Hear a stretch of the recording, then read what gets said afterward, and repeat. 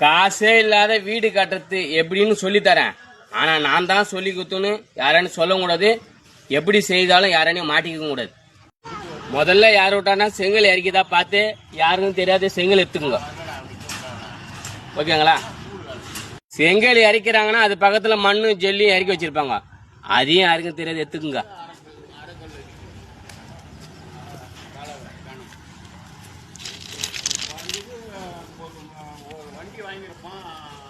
அது பக்கத்துல கம்பி இருந்தா கம்பி எடுத்துக்குங்க.